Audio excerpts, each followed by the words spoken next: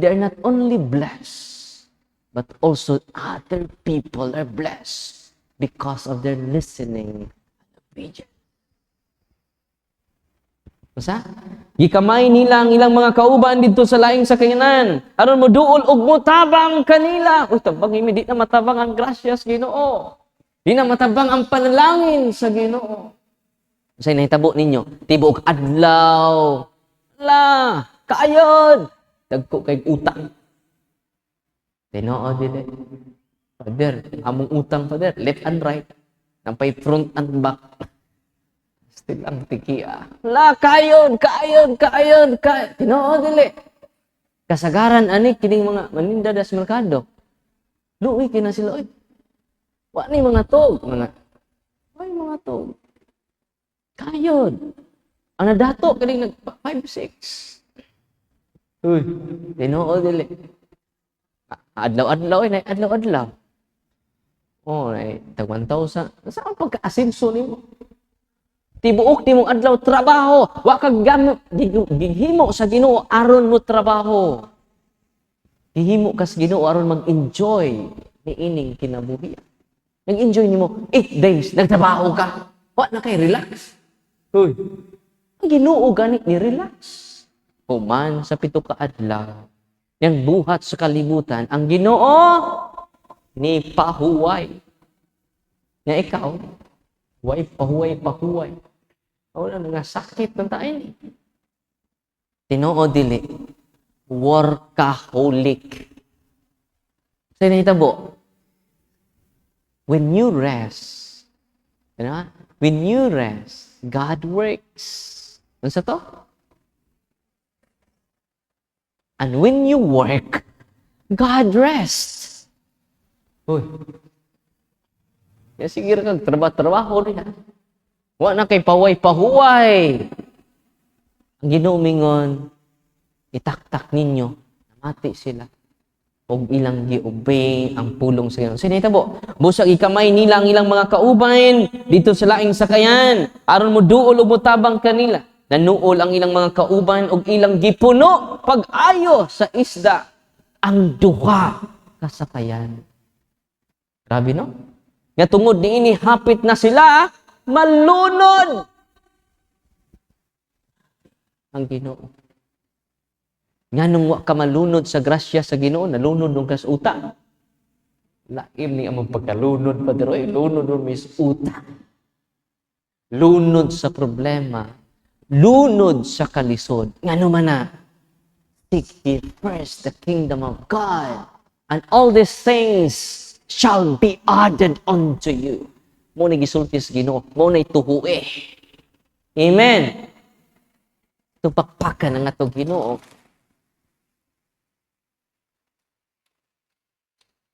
Nganong naunlod ka sa mga pagsulay karon, nganong naunlod ka sa mga problema, wa ka mamati sa iyang mga pulong o wa nimo i-obey iyang mga pulong.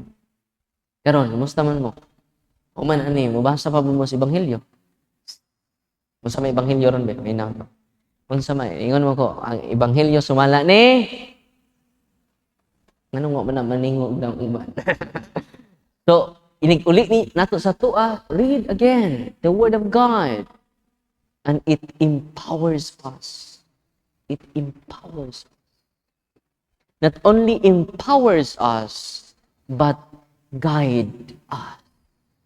Not only guide us, enlighten us. Muni power sa pungos Ginoo. O ito nang mukanta ta, mga choir mo, kanta before sa gospel. Ang pulong nga matahong, ang pulong talag saon, ang pulong nga ginamithi, ang pulong sa kinabuhi. Ang pulong talag saon, way basa-basa. Tinoo dili. Pipilar ka nato ang nianhi dinhi aron nagbasa before nianhi. Kung inyo ng pamalandungan ay ang mga pulong, ang pulong niya matahong. Kung sa may laing gisulti ni sa ito ebanghelyo karon, na konsensya gud Pedro. Si Simon Pedro, Lord, palayo na ako, Ginoo, kay makasasala ako. Anad na gunig panagat si Pedro, pero karon na siya. Anad na gunig panagat si Santiago. Tibuok kinabuhi ni Pedro panagat ra. Pero sa dihang niabot si Kristo, karon pa sila kasinati nga hapit maundod ang ilang sakayan sa iyang mga grasya. Amen. Karon pa siya masinati nga hapit maggisi ang ilang pukot sa kadaghang mga isda. Katawhan sa Dios nga niya din ni karon, seek ye first the kingdom of God. Ug tipan ini hapit sad masyakpog ka sama ni Pedro. Ganun wa ka masyak lang kasi mong utang. Muna ako utang kadako. Pero kung naa na si Kristo, mamati na ta, din mo tuman na ta siya mga pulong, masyaka. Mingon ka, Lord, di ko ngayon ini mga grasya. Ano man, si Kristo na ang sentro sa ato kinabuhi. Dili na imong negosyo. Kaduharan ng negosyo, Lord. Dili na imong pagdagan mo'y sentro sa imong kinabuhi. Si Kristo na. Hisgot ang politika gamay. No? Kung tinud-anay jud yun ang alagad mo, apil mo minister. Ito, labi na mga pildirong eleksyon, mga alagad mo jud mo. No? Ani ako karon haring lungsod. Anindot kay mga words na. Buot ako mo alagad kaninyo sa tinud-anay. Hinukan kayo sa akong kinalagmang pagbati. Well and good. Ang tinuod niya ng alagad, no? Naa sa simbahan. Nga nung wa may mudagan sa pagka-presidente sa kapilya. Mag-ilog. Ikaw sa laro. Ikaw ano No? Ikaw ay nalang yung naong diya. Nga nung mag-ilog man sa pagpangalagad sa baryo. Yung wadyo ng alagad, bisan usa lang ka minister. Dahil daghang baryo karon nga way li minister. Tinoo dili. Daghang kapilya karon. Atong baryo, upat ka kapilya. Daghang kapilya karon nga wadyo usang li minister. Tinoo dili. Pero ganong panahon sa eleksyon, pwede naman nanding daghan ang managan. Gustong mo alagad sa katawhan. Makaduda lang ta. Pero ang tinuod niya pagpangalagad katawhan sa Diyos, nga asud si Bat, wise will do. Uy. Kani mga minister, challenge na po ninyo. Nindot kada Domingo, inyong duawon ang masakiton. Dan ang ninyo si Kristo na ito nila. No? Ako, kumuton ako kasing-kasing, baka ng mga minister ng kugyan kayo, kumuton. Kini, dako dyan nagmerito sa langit. Dako dyan isang panalangin. Nabi itong ilapix, ilapunon. Bisa kong di Domingo, busy mong Domingo. Bakatin ninyo? Makaduaw mas masakiton. Di ba kay Domingo ra ang pagduaw? Kasi bakante ninyo, Lunes, Martes, ang mo sa inyong pare. Akong hatdan ang masakiton. Jadi ko family time na akong Domingo. Kung Sabado, ana. Hindi na kay Domingo.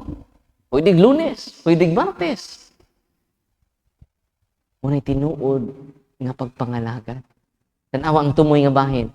Ang tumoy nga bahin natingala sila o ang iyang mga kauban sa kadaghang isda. Nga ilang nakuha. Natingala usab si Santiago, si Juan, mga anak ni Zebedeo. Og mingon sa Jesus kanila, Simon, ayaw kahadlok sudkad karon, managat ka na og mga tao. Sukad karon, managat ka nag mga tao. Og gidahik nila ang mga sakayan, ilang sakayan, og gibiyaan ang tanan og bisunod sila kang Jesus. So pinaka-importante din ng kalibutan ang pagsunod ni Jesus. Dili ang gidaghanon silang puha. Dili ang gidaghanon sa panalangin sa Ginoo nga imong nadawat. Ang pinaka-importante, andam ba ka mo biya sa imong trabaho? Andam ba ka mo biya sa imong posisyon?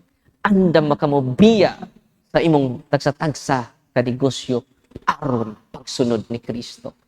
Ug mo na'y tinuod na pahandi ni ining kalibutan. Ug mo na'y gitudlo nato sa tong santo, si Kristo mao atong final nga gisunod. O na lain.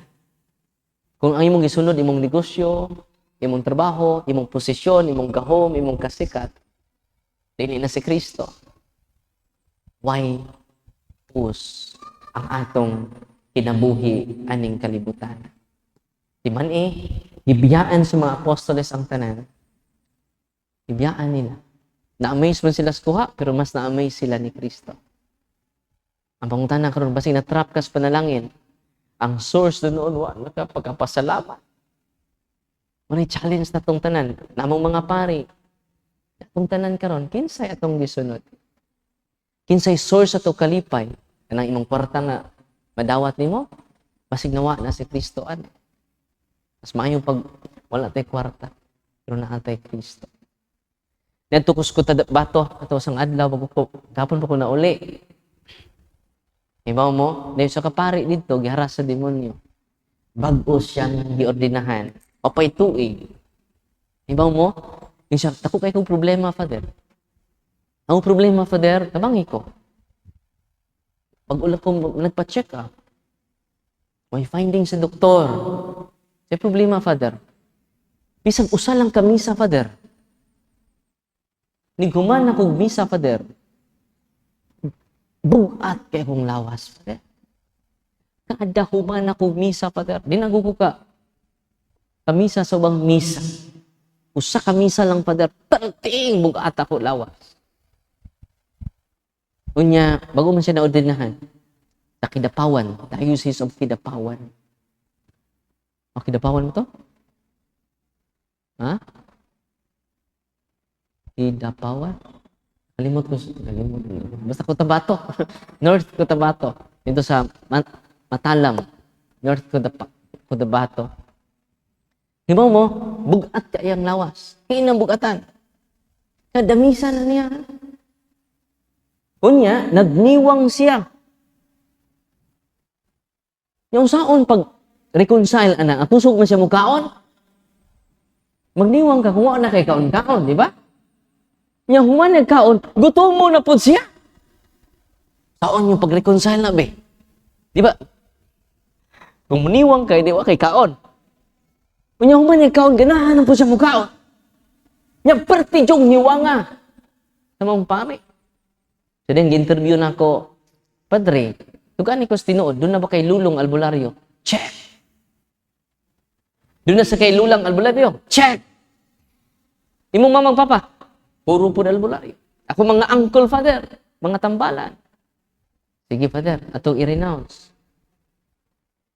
Pag-deliverance na ako sa mong pari, parting react ang mong pari. Oppressed by the evil spirits. Kaya ba mo, way hunong. Suka siya, mga laway. Upiyong na siya. Tungod sa kasakit. Sigsuka. Nag-react siya sa prayer.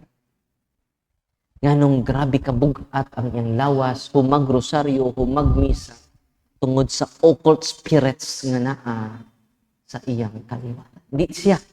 Tungod sa... Iba mo pila kalbularyo, Ginool? 26 kalbularyo. Napi mga ngan. No? Grabe, no? Iba mo, nilight yang now human sa deliverance. Ingko, Father, kinangkag series of deliverance, series of prayer, kinanglan nimo, muli anak ka. Kay ba ka, Father, kay finding sa doktor, dili ba? Wala. Dili makaayo ang doktor nimo, kay dili man siya natural in origin ang sakit. Bisan pag doktor sa Amerika, Father, imong atuon, dili jud ka maayo, kay dili siya natural. Kung may tawag sa akong sakit, Father, ang imong sakit is preternatural in origin, beyond natural. Ang makaayo na, Father, ang simbahan ra. Ang prayer sa simbahan, sacramentals of the church, and then the sacrament of the church. Sa Father, nigaan akong lawas. Nakausap pagalita. Samot na is-series, ang prayer sa imuha. Nya karon, napo ko'y bisita, mga madre, gikan sa Samar, tiyam ka madre, oppression, ang uban, possession. Nga no, ilang kaliwat, na usa ka madre dito, kanang dahon bitaw sa, nga dahon? Kuya kay ang lula. Lula ba to or lulo? Himuon na niyang nga kwarta. Mangumpra ang iyang lulo, way kwarta-kwarta. Grabe no? Kana rang dahon. Hurim-huriman ra niyang dahon, yam. Mahimong kwarta ang dahon. Grabe no? Ningon po itong taga-Cotabato, Pader, tudlui mi anak, Pader. Sige. Ganahan na ka ng gahuma, ang imong anak, ma-oppress sa demonyo. Imong anak, ma-possess sa demonyo. Grabe no? Ya karon kaluis Ginoo gi-series na to, dako kay improvement ang mga madre karon. Siya. Uy. Siya. Kung doon na ako duha ka pare, oppression. Kung magpa-deliver sa mga pare ron sa diocese. Mailhan na eh. Samot na mo ron. Una nga silingan naman ta andun mo sa office. And you will learn a lot of things. Karon puno ato office, nagsira ko 200 ka tawo kay mag-limit naman tag 200 ka tawo. So 200 ka tawo na kasud sa office ron. Unang alas 8, anong maadto mo dito, daghan mo makatuunan. Ano man, itudlo na mo ang prayer sa simbahan aron daghan tang matabangan. Amen? Unang alas 8, kadlawon pag-uban, naglinya na. Tubos kadaghan. And they receive empowerment, not from me, but from the official teachings of the church.